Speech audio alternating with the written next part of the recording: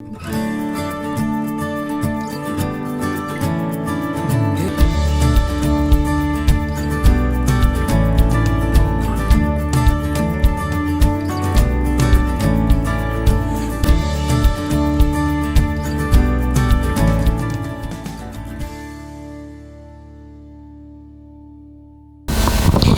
shalom, shalom.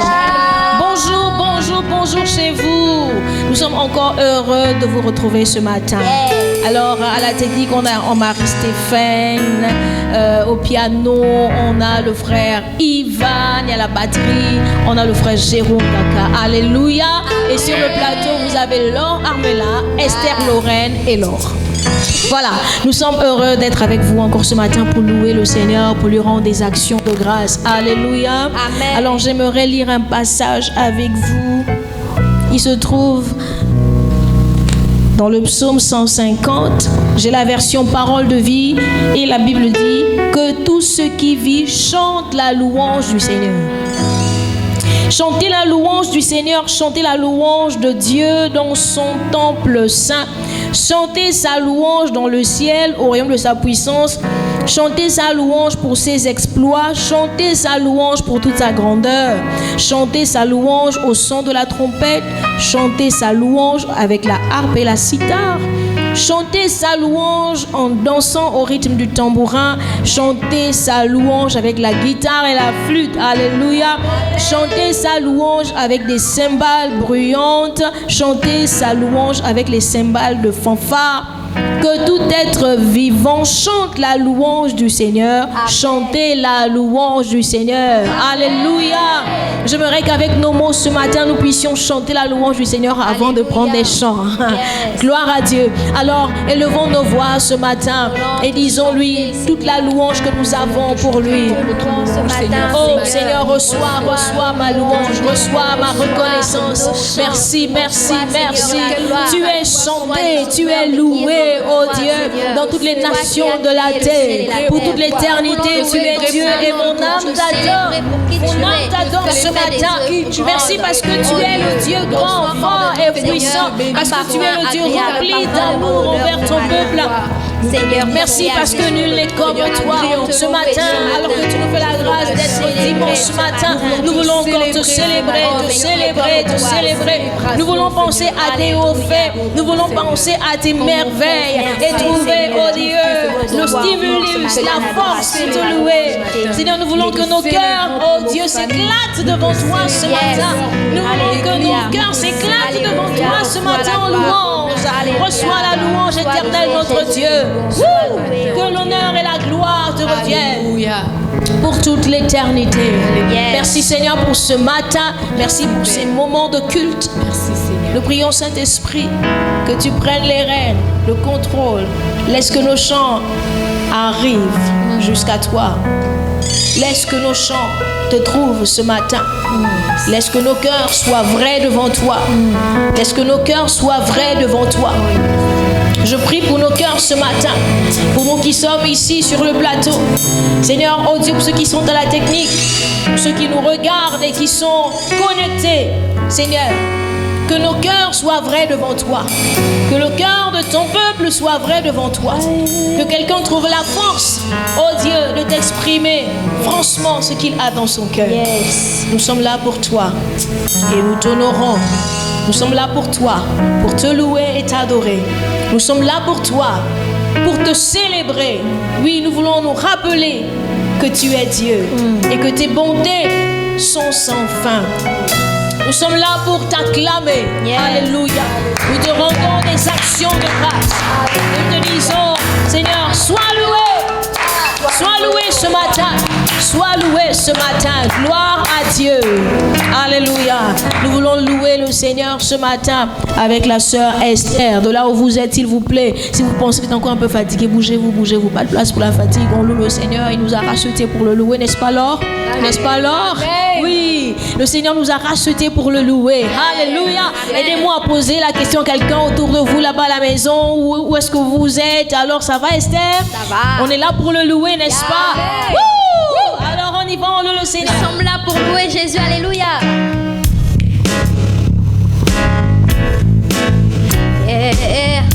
qui doit être loué. Jésus, c'est qui?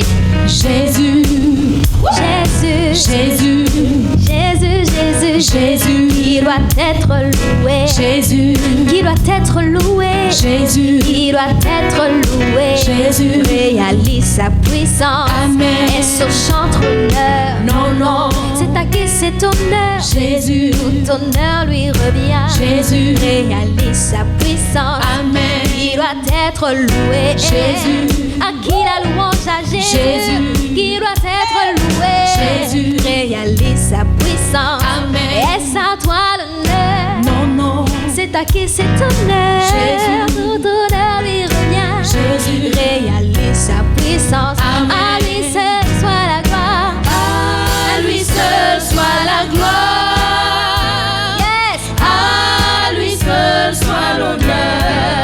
À lui seul soit la gloire. pour l'éternité. Pour l'éternité. Il doit être loué. Jésus, Ah, c'est Jésus. Jésus, C'est Jésus qui doit être loué. Jésus. Réalise sa puissance. Amen. Est-ce à moi Non, non, non. l'honneur? C'est à qui cet honneur? Jésus, Tout honneur lui revient. Jésus, Réalise sa puissance. Amen. À lui seul soit la gloire. à lui seul soit la gloire. À lui seul soit l'honneur. À lui seul soit la gloire. Pour l'éternité. Seigneur, nous venons chanter ton nom. Parce que nous reconnaissons tes hauts faits. Disons-les ensemble. Parce que nous reconnaissons tes hauts faits. Venons chanter ton nom. Parce que nous reconnaissons tes hauts Nous faits. le chanterons éternellement. Parce que nous reconnaissons tes hauts Seigneur, nous faits. venons acclamer ton nom. Parce que nous reconnaissons On acclame tes ton hauts nom, faits. on acclame ton nom, on acclame ton nom. Parce que nous reconnaissons tes hauts faits. Venons célébrer ton nom. Parce que nous reconnaissons tes hauts Nous le faits. chanterons éternellement. Parce que nous reconnaissons tes hauts faits. Oh Dieu merveilleux, Merveilleux, tu es vraiment bon. vraiment bon, Oh Dieu merveilleux, merveilleux, tu es vraiment bon. vraiment bon. Et nous te célébrons. Célébrer Jésus, Le ressuscité, là où tu es, tu peux te lever et danser. L'agneau de Dieu. Où tu es, tu peux pousser des cris de joie Le pour célébrer le ressuscité. ressuscité. Il est l'agneau de Dieu. l'agneau de Dieu. Célébrer Jésus, Le ressuscité, l'agneau de Dieu. l'agneau de Dieu. Célébrer Jésus, Le ressuscité, il est l'agneau de Dieu. l'agneau de Dieu. On acclame, on acclame, on acclame, on acclame, on acclame. Le ressuscité, Alléluia. Dites avec nous, l'agneau de Dieu. le ressuscité. Le ressuscité, le ressuscité, le ressuscité, le ressuscité, Il a vaincu la mort. le Il ressuscité, n'est pas resté dans le tombeau. le ressuscité, À lui la gloire. le À lui ressuscité, la gloire. le À lui les ressuscité, honneurs. Il le est le ressuscité, ressuscité. Alléluia. le ressuscité, le ressuscité, le ressuscité, l'agneau de Dieu. Le ressuscité. Tu Il es est digne l'agneau de de recevoir Dieu. notre L'agneau de Dieu. Alléluia. C'est toi l'agneau de Dieu. Toi qui es digne. Nous te louons, agneau de Dieu. Toi qui es digne. Oh, reçois l'adoration ce matin. Reçois la gloire. Nous te bénissons. Toi le Yeshua. Toi le grand je suis. Toi le Dieu qui s'appelle je suis.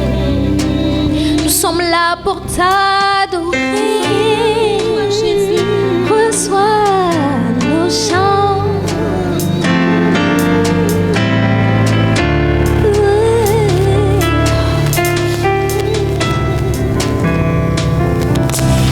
Yeshua.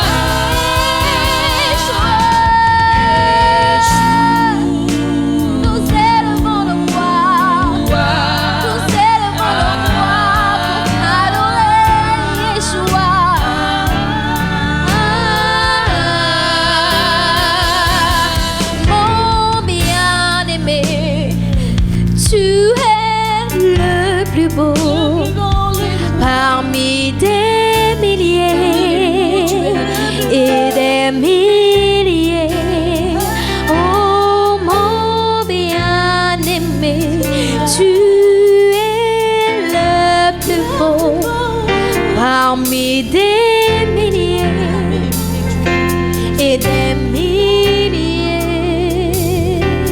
Yeshua.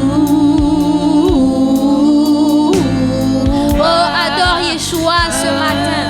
De là où tu es, élève ta voix.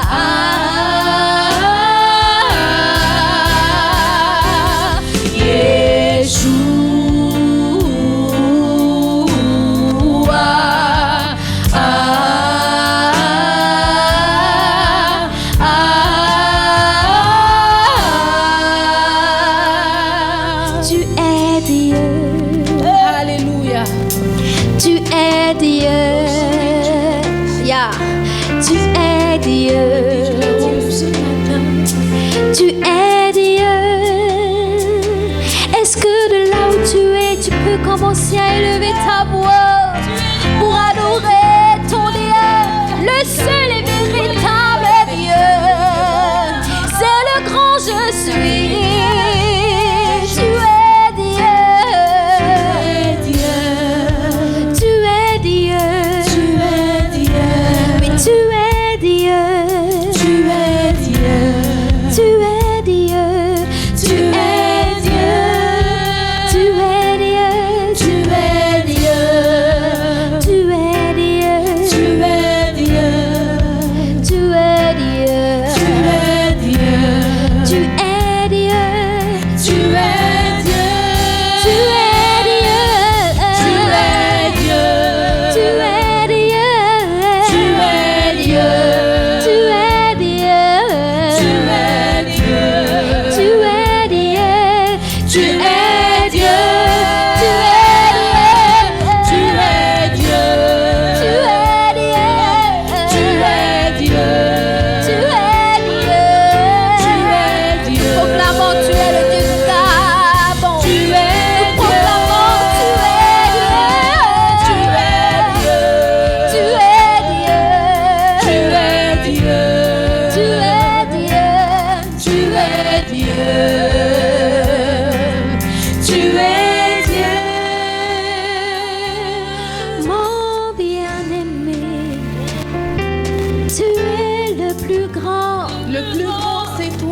Le seul est Dieu,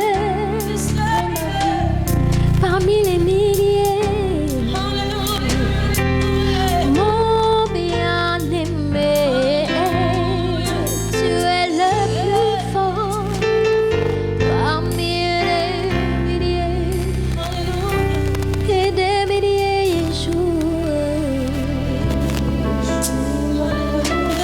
Yeshua.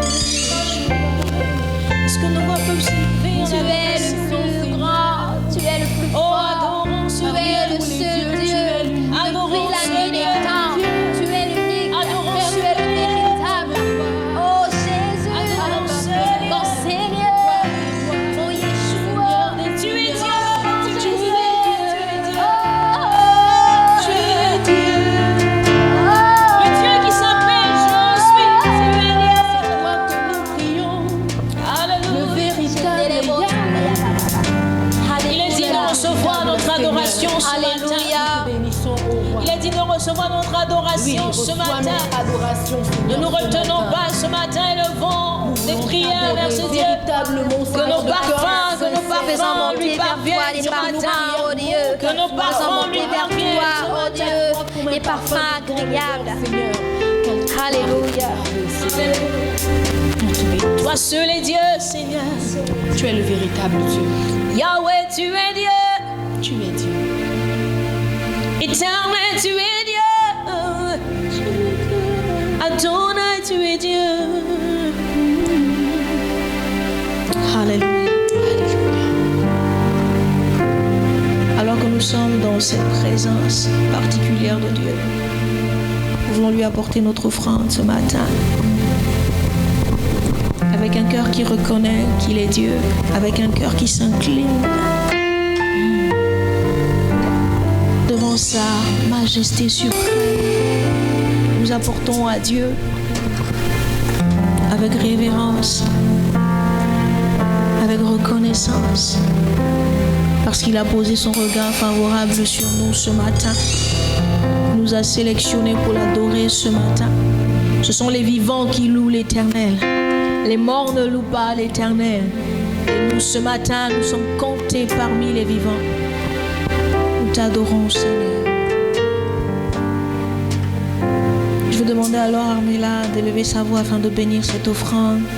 Et vous à la maison également, que quelqu'un élève sa voix pour bénir l'offrande apportée à Dieu. Ô roi, le roi de nos vies, Seigneur, nous te bénissons, nous te rendons multiples actions de grâce. Merci encore, ô Dieu, pour ce privilège. C'est un privilège, ô Dieu, d'être dans ta présence, Seigneur, ce matin. Seigneur, c'est un privilège, Seigneur, d'être compté parmi les vivants. C'est un privilège, ô Roi, de s'approcher de toi et de t'apporter notre offrande, ô Dieu. Seigneur, nous te prions, Seigneur, de l'agréer. Seigneur, agrée notre offrande. Seigneur, nous te donnons notre offrande, Seigneur, en sacrifice. Seigneur, nous venons encore nous offrir à toi, ô Dieu. Seigneur, agrée notre offrande d'un cœur sincère, ô Roi. Seigneur, qu'elle trouve encore une place, Seigneur, dans ta maison, Seigneur, afin de faire avancer l'œuvre de la croix. Nous te bénissons, ô Roi, que toute la gloire te revienne, au nom de Jésus. Amen. Amen. Alléluia. Amen. Ouh, il fait bon vivre dans sa présence. Alléluia. Que cette présence nous fasse encore grand bien ce matin. Merci, Seigneur. Alléluia. Nous voulons joindre nos deux mains pour réserver un bon accueil à la parole de Dieu. Dieu a encore une parole pour nous ce matin et c'est elle qui nous fait vivre. Acclamons le Seigneur pour sa parole.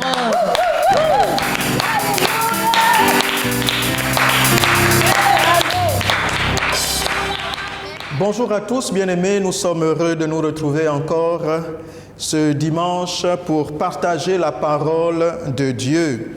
Quelle joie, quelle grâce, quel privilège renouvelé.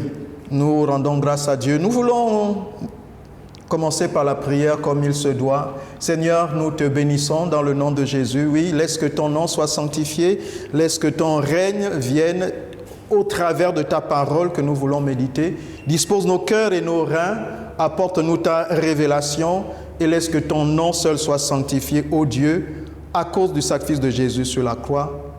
Amen. J'aimerais donner un titre à mon message, ma méditation ce matin, un message un peu particulier en fait. Le titre de mon message est « Comment se libérer du passé ?» Comment se libérer du passé? Vous savez que le passé, fait partie de notre personne, construit notre personne.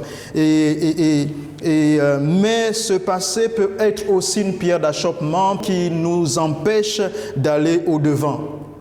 Avant que d'aller plus loin, j'aimerais lire avec vous une histoire. Elle se trouve dans l'Évangile de Jean au chapitre 1er. Nous lirons juste les versets 43 à 49. Jean, chapitre 1, versets 43 à 49. Le lendemain, Jésus décida de se rendre en Galilée. Il rencontra Philippe et lui dit « Suis-moi ». Philippe était de Bethsaïda, la ville d'André et de Pierre. Philippe rencontra Nathanaël et lui dit « Nous avons trouvé celui que Moïse a décrit dans la loi et dont les prophètes ont parlé, Jésus de Nazareth, fils de Joseph. » Nathanaël lui dit « Peut-il sortir quelque chose de bon de Nazareth ?» Philippe lui répondit « Viens et vois. » Jésus vit Nathanaël s'approcher de lui et dit de lui « Voici vraiment un Israélite en qui il n'y a pas de ruse. »« D'où me connais-tu » lui dit Nathanaël. Jésus lui répondit « Avant que Philippe t'appelle, quand tu étais sous le figuier, je t'ai vu. » Nathanaël répondit « Maître, tu es le Fils de Dieu, tu es le roi d'Israël. » Donc le texte que nous venons de lire nous parle d'une histoire qui commence le lendemain. Il est intéressant donc de savoir ce qui s'est passé avant ce lendemain. Le lendemain, alors que Jésus décide de se rendre en Galilée, avant ce lendemain, 2 jours avant, en fait, il est révélé par Jean le Baptiste à quelques disciples qui étaient là. Il est révélé comme étant l'agneau de Dieu qui ôte le péché du monde. Et le texte de Jean, dans les versets précédents, nous dit justement que André était l'un de ses disciples qui allait ensuite passer la nuit avec Jésus chez lui. Après cela, le texte nous dit encore que Jésus va commencer donc à choisir ses disciples.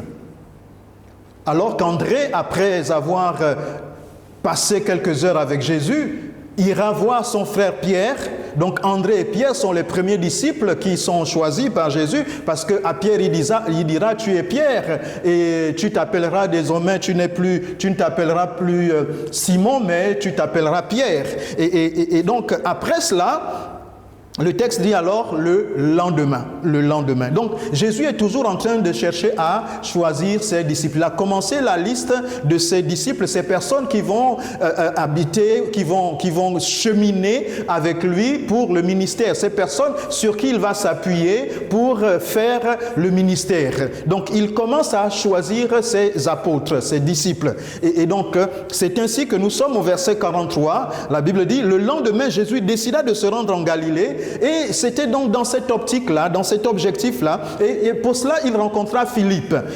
Et le texte nous dit de Philippe que Philippe était de Bethsaïda, la ville d'André et de Pierre. André et Pierre qui viennent d'être choisis par Jésus. Les détails ne sont certainement pas anodins. Vous voyez ? Donc Jésus s'adresse à Philippe et lui dit qu'il voudrait aller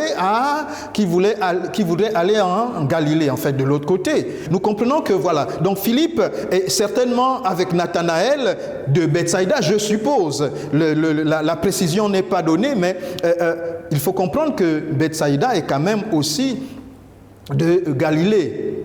De l'autre côté, mais c'est aussi dans la Galilée, entre Nazareth et Bethsaïda, il n'y a que le fleuve qui sépare. Mais voyez, lorsque Philippe voit Nathanaël et lui dit « Nous avons trouvé le Messie », Philippe rencontre Nathanaël et dit « Nous avons trouvé celui que Moïse a décrit dans la loi et dont les prophètes ont parlé, Jésus de Nazareth, fils de Joseph. » Quelle est la réaction de Nathanaël ? Nathanaël dit « Peut-il sortir quelque chose de bon de Nazareth ?» Peut-il sortir quelque chose de bon de Nazareth? Voyez-vous, cette phrase qui retient toute notre attention et que nous avons déjà entendue plus d'une fois et que nous pouvons certainement même avoir entendu dans d'autres circonstances par rapport à une autre situation, peut-il sortir quelque chose de bon de telle personne? Peut-il sortir quelque chose de bon de tel groupe de personnes? Peut-il sortir quelque chose de bon de tel pays? Peut-il sortir quelque chose de bon de tel peuple, telle race, tel continent? Voici, Nathanaël dit de Nazareth qu'on n'a rien à attendre de bon. En fait, ce n'était pas le point de vue de Nathanaël. Il faut dire déjà que les Judéens, en fait, donc la partie sud de la Palestine, considéraient déjà les Nazaréens comme un peuple un peu barbare. Déjà, ils avaient du mal à parler l'araméen correctement et encore moins l'hébreu. Et donc, dans leur patois un peu mélangé, on avait parfois du mal à les comprendre. Ils étaient un peu, on dirait, moins instruits. Et c'était un peuple de qui on pouvait certainement moins s'attendre. C'était un peuple plutôt sanguin, caractériel. Et donc, comme dans tout groupement, parfois nous portons des clichés à des groupes. Voici, pour les Nazaréens, la population, les Judéens, ceux du sud, en tout cas de la Palestine, considéraient que les Nazaréens, vraiment, c'était pas des chic types. Et voilà donc. Et il faut voir déjà que, moi en tout cas, ce que je remarque, c'est que même Nathanaël qui le dit, Nathanaël n'est pas très loin de Nazareth, parce que entre Nazareth et Bethsaïda, il n'y a que le fleuve qui sépare. Nous sommes d'un côté ou de l'autre de la Galilée. Mais voici que nous pouvons avoir des considérations d'un autre peuple juste parce qu'un fleuve nous sépare. Ça nous fait certainement penser à certains de nos peuples autour de nous. Nous sommes de la rive gauche, les autres sont de la rive droite. Peut-il arriver quelque chose de bon du côté de la rive gauche ou droite? Nous avons souvent ces exclamations, ces considérations de personnes. Oui, voilà un peu. Nous avons des clichés. Et donc, il faut comprendre que Un cliché s'est installé sur la ville de Nazareth. Oui, un tableau pessimiste peut nous coller comme une étiquette sur notre histoire. Notre histoire peut parfois être un boulet, peut parfois être un goulot d'étranglement, une pierre d'achoppement pour notre futur, pour entreprendre. Les autres peuvent nous regarder parfois de haut, parfois nous négliger, parfois nous mépriser, parfois nous-mêmes aussi nous pouvons avoir une considération. Nous-mêmes, nous pouvons parfois avoir cette phrase: peut-il arriver quelque chose de bon de moi? Peut-il sortir quelque chose de bon de moi? Je suis issu d'une famille démunie. Je suis issu de la plus petite famille de Manassé. Je ne suis pas d'une grande instruction. Peut-il sortir quelque chose de bon de moi? Ou alors nous avons entendu tout notre entourage toujours dire: tu ne seras rien, tu n'es rien, tu n'es qu'un illettré, tu n'es qu'un bâtard, tu n'es qu'un... Peu importe tout ce que nous avons entendu. Et voici, nous pouvons nous-mêmes accepter ces choses ou les refuser. En fait, j'aimerais dire, c'est là tout l'objet de mon message, nous avons besoin de nous libérer de notre passé. C'est tout l'objet de notre message. Nous voulons nous libérer de notre passé, nous libérer de cette considération, de ce quelque chose de mauvais qui nous colle à la peau, de ce quelque chose de mauvais qui est étiqueté sur nous. Nous avons besoin de sortir de cet engrenage. Pour ça, qu'est-ce qu'il faut faire? Comment faire? Et c'est ainsi que j'aimerais vous partager 5 points, 5 attitudes qui changeront notre futur. 5 attitudes qui changeront notre futur. Pour sortir de notre passé, nous libérer de notre passé. Première attitude, arrêtez de se plaindre. Arrêtez de se plaindre, première attitude. En fait, pour arriver à quelque chose, nous devons arrêter de pleurer sur notre sort, sur la manière dont nous avons été traités. Il faudrait que nous puissions comprendre que la vie est parfois injuste.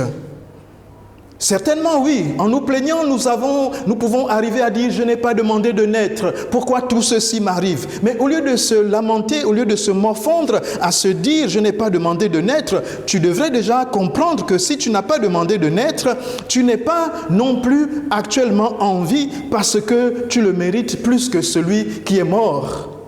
Oui, nous devons d'abord aussi considérer que c'est une grâce d'être vivant. Ce n'est pas seulement une peine, un malheur, un drame d'être né ou d'être né dans telle circonstance, de ne pas avoir eu de père, de ne pas avoir eu de mère, de ne pas avoir de travail. Ce n'est pas juste l'histoire qu'il faut regarder, mais considère que le présent dans lequel tu es, si Dieu te garde en vie, c'est déjà quelque chose de positif. Donc, refuser de se plaindre, c'est la première chose. Pour refuser de se plaindre, il faut considérer déjà que tu es dans un présent qui est la grâce de Dieu. Tu es vivant. C'est la première chose. Et tu ne le mérites pas, c'est une grâce. Arrêtez de se plaindre. Deuxième attitude, il faudrait construire l'avenir au lieu de réparer le passé. Construire l'avenir au lieu de réparer le passé. Oui, parce que certains mettent plus d'énergie à essayer de transformer leur passé, de justifier leur passé, d'expliquer ou de changer leur passé. Quelqu'un dira, l'optimisme, c'est partir de l'idée que l'on peut améliorer le futur.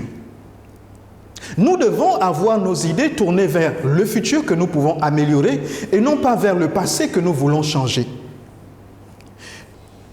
Il y a un Africain célèbre au nom de Joseph Kizerbo qui a dit ceci: « Nul n'a le droit d'effacer une page de l'histoire d'un peuple, car un peuple sans histoire est un monde sans âme. » C'est une déclaration très célèbre et très bien dite et qui est totalement instructive. Un peuple sans histoire est un monde sans âme. Mais j'ai le sentiment que nous, Africains, sur la base de telles déclarations et plusieurs autres, nous nous focalisons un peu trop sur l'histoire au point de donner l'impression que nous voulons changer notre histoire. Mais nous ne savons pas accepter notre histoire et vivre avec notre histoire pour construire notre futur. En fait, restituer notre histoire ou apprendre notre histoire ne veut pas dire réparer notre passé. L'histoire est toujours faite de haut et de bas, nous devons le comprendre. L'histoire est faite de haut et de bas. On les accepte et on en tire des enseignements. Par l'histoire, nous pouvons mieux construire. En acceptant notre histoire, nous pouvons mieux construire notre futur. On ne cherche pas à vivre sans cesse l'histoire, même si elle a été glorieuse. On ne cherche pas à revivre l'histoire. Certaines personnes passent leur temps à raconter leurs exploits passés et fantasmer sur leurs heures de gloire. Et d'autres, elles passent leur temps à revivre sans cesse les mauvaises expériences et même à déplorer les souffrances de leurs ancêtres esclaves. L'histoire ne peut pas être quelque chose que l'on doit juste ressasser. L'histoire doit juste nous permettre de nous identifier. Et c'est là où je pense que nous devons être libérés de notre passé. Si le passé sert juste à nous ressasser le passé, qu'il soit positif ou négatif, le passé est un boulet. Si le passé ne sert qu'à nous rappeler des événements, le passé à ce moment-là est un boulet. La bonne attitude est de vivre dans le présent et planifier le futur en tenant compte du passé. Mon troisième point, la troisième attitude, ne pas avoir une vision étriquée de la culture et de l'histoire. Parce que voyez-vous, quand nous avons une mauvaise appréhension, une mauvaise approche de l'histoire ou de la culture, nous avons tendance à jeter le bébé avec l'eau du bain. Et c'est ce que je déplore, c'est ce qui me semble observer, c'est ce que je semble observer à la lumière de telle ou telle intervention, de tel ou tel comportement. Peut-il sortir quelque chose de bon de Nazareth ? J'ai vu dans l'histoire de l'identification de l'Afrique à son histoire, dans la défense de ses mœurs et de ses valeurs, j'ai vu des Africains avoir des tendances qui sont plutôt négatives, à force de vouloir en réparer le passé, à force de vouloir, à force d'avoir une mauvaise compréhension de l'histoire, à force d'étriquer, d'avoir une vision étriquée de l'histoire, on a tendance à l'escamoter, à la renier, ou alors à vouloir la changer, la troquer, la tronquer et la falsifier. Certains ont falsifié leur histoire pour se donner un meilleur présent, mais c'est une aberration. L'histoire reste l'histoire. Ce n'est pas parce que des colons ont utilisé la Bible pour évangéliser des peuples que la Bible est en elle-même mauvaise. C'est une histoire, c'est notre histoire. Des hommes ont profité de plusieurs stratagèmes pour dominer sur les autres. Et je crois que ça a été toujours de bonne guerre. Même les Africains ont, dans le passé, dans leur histoire, été des royaumes. Et ces royaumes ont vécu de conquête sur conquête, ont assujetti d'autres peuples pour étendre leur royaume. Qu'est-ce qui s'est passé pendant ces moments? Ils ont pillé les autres peuples pour les assujettir et agrandir leur royaume. C'est ainsi que l'on parlait de royaume. C'est aussi bien pour Israël que pour les peuples, que les royaumes africains. Nous avons vécu, l'homme a vécu de la même façon. Alors, même si nous plaignons des débordements humains, ça fait partie de l'histoire et ça fait partie des stratégies de conquête des hommes. Nous ne pouvons pas effacer l'histoire, nous devons l'assumer et puis évoluer avec l'histoire. Oui. Je peux ne pas faire l'unanimité dans mon point de vue, mais c'est vraiment un point de vue pensé et réfléchi. Il y a une histoire dans dans la Bible où Jésus s'adresse, en fait ce n'est pas Jésus, c'est Dieu qui donne une vision à Pierre, c'est l'apôtre majeur, lorsque l'évangile commence, alors que Jésus est enlevé et que la mission leur est donnée à ces apôtres de faire de toutes les nations des disciples, en commençant par Jérusalem puis la Judée, jusqu'aux extrémités de la terre. Et Pierre reçoit une vision où il voit une nappe avec plusieurs animaux et des animaux impurs sur cette nappe, et la voix du Seigneur qui dit « Pierre, tue et mange ». Pierre répond « Seigneur, je n'ai jamais rien mangé d'impur. Il n'est jamais rien entré dans ma bouche d'impur. » Effectivement, dans l'Ancien Testament, ces animaux qui étaient tels des boucs étaient considérés comme des animaux impurs. Des cochons, des porcs, etc. étaient sur cette nappe, des animaux impurs. Et puis Pierre dit, je ne peux pas manger ce qui est impur, ta loi ne me le permet pas. Et Jésus répondra, ne déclare pas impur ce que moi j'ai déclaré pur. Parfois, effectivement, nous voulons à tout prix rester fermés sur une compréhension de l'histoire. Mais le Seigneur, quand il nous donne, quand il nous fait vivre des événements, c'est pour nous amener un enseignement. Nous devons juste vivre les enseignements pour aller plus loin. Dans l'Ancien Testament, le Seigneur a permis que Israël assujettisse d'autres peuples. Mais quand Jésus vient, le Seigneur Jésus leur dit, maintenant vous devez comprendre que tous les peuples, ce sont vos frères. Et que si quelqu'un vous gifle sur la joue gauche, nous ne sommes plus dans la loi du talion, œil pour œil, dent pour dent, mais désormais, celui qui vous gifle sur la joue gauche, vous tendrez la joue droite, parce qu'il voudrait apprendre à aimer Dieu et à aimer son prochain comme soi-même. En fait, il y a une ouverture que le Seigneur montre, que finalement votre histoire ne doit pas vous empêcher de comprendre que je suis le Dieu de l'humanité tout entière. Je suis le Dieu aussi bien de ceux qui étaient vos bourreaux hier, je suis le Dieu de ceux qui étaient vos valets hier. Je suis le Dieu de toute l'humanité et vous devez apprendre à vous considérer comme des frères et des sœurs.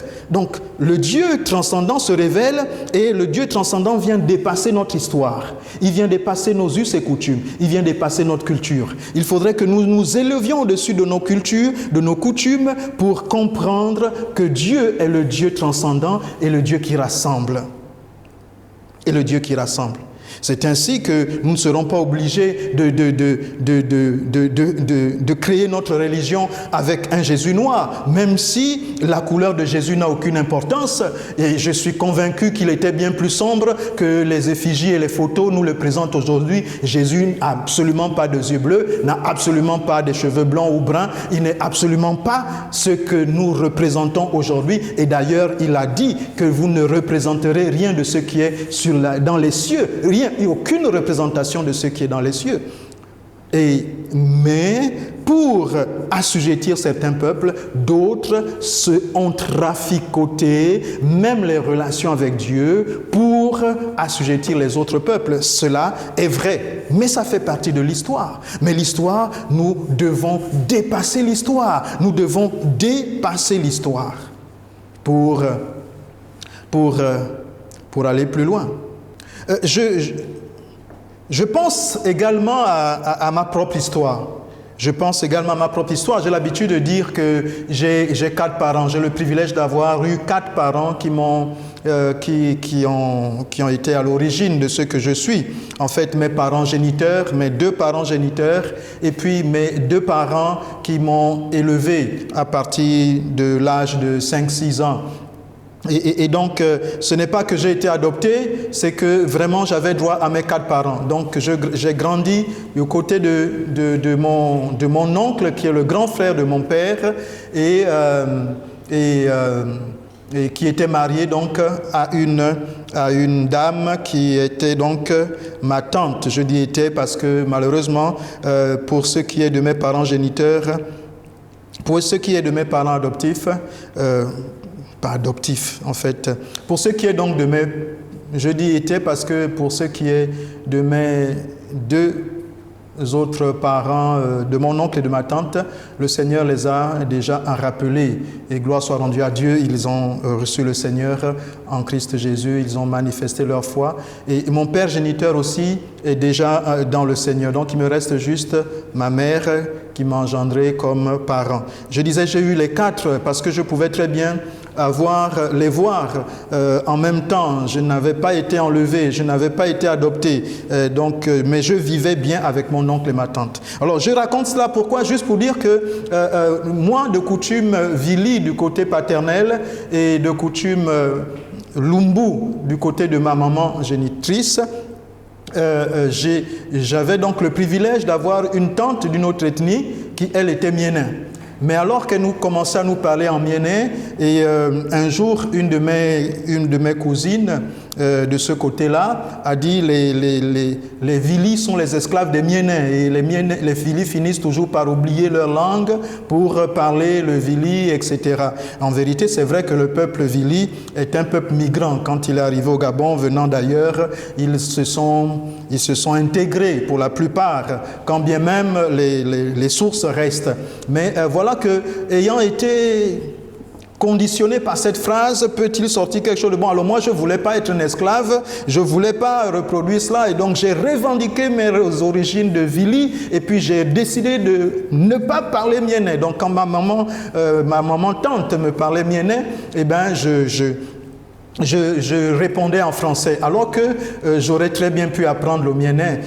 Mais aujourd'hui, ayant été grand, maintenant, quand je dis j'étais jeune, j'ai vieilli, et je tire des enseignements de mon histoire, de mon passé, je tire des enseignements. Et aujourd'hui, je regrette un peu, parce que voilà une opportunité qui m'était donnée de pouvoir apprendre le miénin, parce que ça m'était accessible, c'était ma langue, je grandissais avec, c'était ma maman. Mais à cause d'une phrase, je me suis braqué et j'ai refusé d'apprendre cette langue. Lorsque vous regarderez un peu sur nos ancêtres, nos grands-parents, et nos grands-parents maîtrisaient parfois plusieurs langues, plusieurs patois nationaux, plusieurs langues nationales, enfin plusieurs langues nationales, plusieurs ethnies. Et donc, ça pouvait être le miénais, quelqu'un qui est au Bamba parle aussi bien le Bamba, le Pounou, le Fan ou le miénais, et ça n'avait pas de différence. Là où on était, on s'intégrait. Et ça faisait une richesse culturelle. Et voilà, défendre, ce que je veux dire en fait, c'est que défendre à tout prix ses origines de façon bête et méchante, parfois nous prive de l'ouverture d'esprit, parce que l'histoire, c'est aussi cela, c'est interculturel. Ne pas rester, ne pas avoir une vision étriquée de ce qu'est la culture et de ce qu'est l'histoire. Notre histoire, c'est notre expérience, c'est là où on se trouve, c'est les circonstances qui nous façonnent. À vouloir, nous nous battons parfois à préserver, à sauvegarder nos totems et nos reliques, alors que Dieu n'est plus là-dedans. Dieu nous a amenés à être un peu plus loin. C'est pourquoi il dit à son peuple, alors qu'il était lui-même le Dieu des traditions, le Dieu des ancêtres, en disant, ceci sera pour vous une loi perpétuelle, vous ferez comme ci, comme ci, comme ça, et pas comme ça. Mais voici le Dieu, quand il vient, il dit, il vous a été dit, et moi je vous dis désormais. Donc, nous devons apprendre à comprendre l'esprit. L'esprit. Quel était l'esprit lorsque cette tradition nous a été léguée? Quel était l'esprit? L'esprit n'est pas de dominer, l'esprit est de pouvoir servir les autres. En tout cas, l'esprit de Christ Jésus est de pouvoir comprendre que nous devons nous considérer comme étant frères les uns des autres. Le premier commandement, aimer Dieu. Le deuxième commandement, aimer son frère comme lui-même, aimer son prochain comme lui-même. Et c'est ça que nous devons retenir, le message que Dieu veut nous donner au travers de notre histoire. C'est de ne pas nous laisser enfermer dans l'histoire. Dans l'histoire, Caïn a tué Abel, mais Christ Jésus est venu se donner lui-même pour ses frères et ses sœurs. Nous devons comprendre, aujourd'hui, quelqu'un peut naître au Gabon et grandir en Chine, se marier aux États-Unis et travailler en Europe et épouser une Européenne alors qu'il est d'origine africaine et avoir eu son instruction aux États-Unis, en Amérique par exemple, donc avoir une culture hétéroclite, avoir une histoire cosmopolite. Donc, en vérité, aujourd'hui, le monde est un village et les Africains gagneraient à ne pas se laisser enfermer dans cette sclérose de pouvoir essayer de réparer le passé. Le passé est notre passé, nous le gardons comme notre histoire, comme notre âme, comme notre référence, mais ce n'est pas ce qui doit simplement nous identifier. Quand nous n'avons pas grandi dans ces contextes-là, nous avons été formatés par d'autres réalités. C'est ainsi que je devais vous donner le 4e point qui est savoir s'adapter au changement. Le 4e point pour lutter, pour se délivrer de son passé, c'est savoir s'adapter au changement. Oui, le monde évolue et nous devons nous adapter au changement. Ce qui est une souffrance, c'est de rester coincé, justement. Notre souffrance peut être accentuée par le fait de refuser de s'adapter. Nous ne sommes plus, les moyens de communication ont évolué, nous ne sommes plus à l'ère du tam-tam, nous ne sommes plus à l'ère du code Morse, nous ne sommes même plus à l'ère du téléphone avec fil. Nous sommes désormais à l'ère du téléphone sans fil. La communication a changé. Après le téléphone sans fil, nous sommes passés à l'Internet et avec ces réseaux sociaux qui ont aussi leur travers. Mais il faut s'adapter. Il faut s'adapter. C'est ainsi que moi, je crois que nous devons non pas regarder Nazareth comme étant quelque chose dont on ne peut rien tirer de bon. Il n'y a pas d'histoire figée, il n'y a pas une histoire, il n'y a pas un peuple qui est condamné à être assujetti. Mais il y a des hommes et des femmes qui ont besoin d'avoir de bonnes attitudes, qui ont besoin d'avoir un bon état d'esprit. Oui, c'est ce que je crois. Que si nous apprenons à être malléables au changement, nous pouvons tirer le meilleur de chaque situation. Des gens pensent, par exemple, que l'Afrique leur appartient en elle-même, en propre aujourd'hui, mais j'allais dire qu'il y a des Occidentaux, il y a des Américains, il y a des Asiatiques qui peuvent avoir une meilleure vision de l'Afrique qu'un Africain. Oui, comme je disais, quelqu'un peut se marier, peut vivre en Afrique, se marier en Asie, trouver son épouse en Asie et trouver son travail en Amérique et faire sa retraite en Europe. Aujourd'hui, c'est parfaitement possible. Nous ne pouvons pas chercher à faire une histoire de l'Afrique disloquée ou désintégrée ou dissociée du reste du monde. Il faudrait s'adapter. Aujourd'hui, il n'y a pas d'histoire d'Afrique sans Asie, sans Europe, sans Amérique, sans le reste de la planète.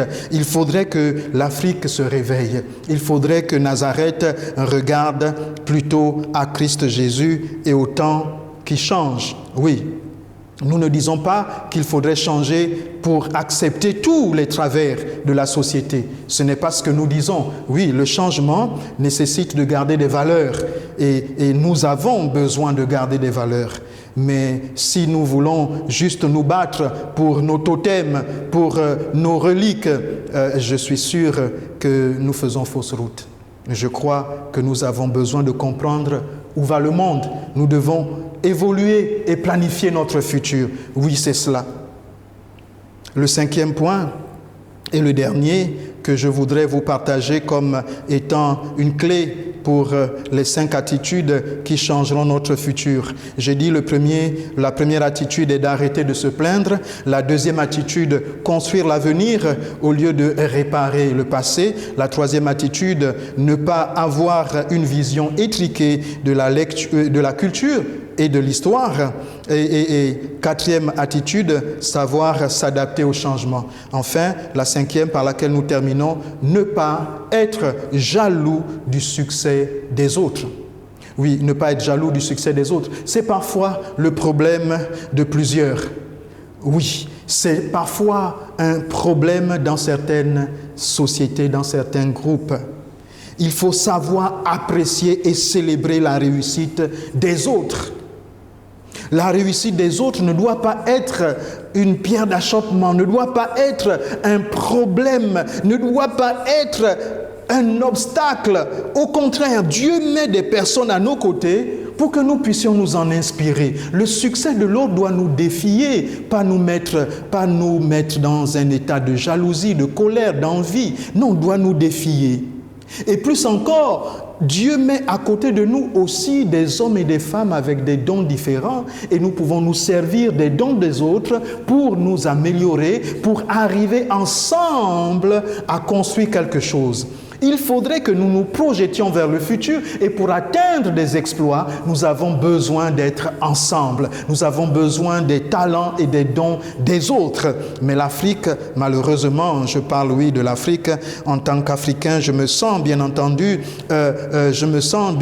dans le devoir et la responsabilité de sensibiliser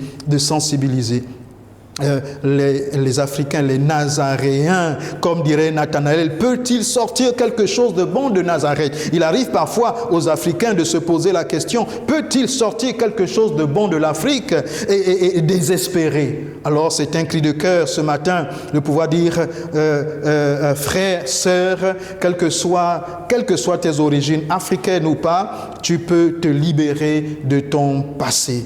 Il y a une histoire que le Seigneur a pour toi. Et je termine justement en disant ceci. Dieu est celui qui a pour nous, il a pour nous des projets, qu'il s'est façonné pour nous, des projets de paix et non de malheur, comme il le dit en Jérémie chapitre 23, verset 11. Jérémie chapitre 29, verset 11. Je connais les projets que j'ai formés sur toi, projets de paix et non de malheur, pour te donner un avenir et de l'espérance. Oui, voilà vers quoi nous devons être tournés, vers le futur, pour être libérés de notre passé. Le passé ne doit pas nous embrigader. Oui, certainement. Et nous voyons comment Jésus a choisi ses disciples. Quand bien même Nazareth n'était pas considérée comme une ville où des érudits pouvaient en sortir, mais il a fait naître de cette ville certains de ses apôtres, de ses disciples qui devaient prendre le relais de sa mission sur la terre, faire de toutes les nations des disciples pour Christ Jésus. Nazareth, Jésus qui est né à Bethléem, est devenu Nazaréen. On l'a appelé Jésus de Nazareth parce qu'il a été accueilli à Nazareth dans les moments difficiles. De l'Égypte, il s'est retrouvé à Nazareth et on l'a appelé Nazaréen. De là où on disait que rien de bon ne pouvait sortir. Je crois que quel que soit ce que les gens ont dit de ta terre, quel que soit ce que les gens ont dit de ton histoire, quel que soit ce que les gens ont dit de ta capacité, quel que soit ce que tu peux penser de toi-même, si Jésus entre dans ta vie, il peut faire de toi une nouvelle terre, il peut faire de toi une nouvelle personne, il peut faire de toi une nouvelle destinée. Quel que soit ce que les gens pensent, ce qui est important, c'est que Jésus soit entré à Nazareth. Oui, il y a quelque chose de bon qui peut sortir de Nazareth, c'est Jésus-Christ de Nazareth. Si tu reçois Jésus-Christ de Nazareth dans ta vie, alors ton Nazareth sera transformé. Ta Galilée sera transformée. Personne ne dira plus jamais qu'il n'y a rien de bon qui pourrait sortir de toi. Quel que soit, que tu aies fait de grandes études ou pas, que tu aies un compte en banque plein ou pas, que tu aies des parents nantis ou pas, que tu sois orphelin ou pas, que tu sois riche ou pauvre, quelle que soit ta situation, si Jésus est dans ta vie, tu as l'essentiel. Ce qu'il veut, c'est que tu le connaisses et que tu tournes les regards vers le futur radieux qu'il a pour toi. J'aimerais prier. Oui, tendre Père, je prie pour celui qui m'écoute à cet instant, que tu puisses lui donner de se connecter à toi et de se défier à sortir de son passé pour courir vers son avenir, parce que tu es rentré dans sa barque et que tu tiens la barre. Laisse que ton nom seul soit béni, Père, que toute la gloire te revienne, au nom de Jésus. Amen. Que Dieu vous bénisse. Personne comme toi, Jésus. Personne n'est comme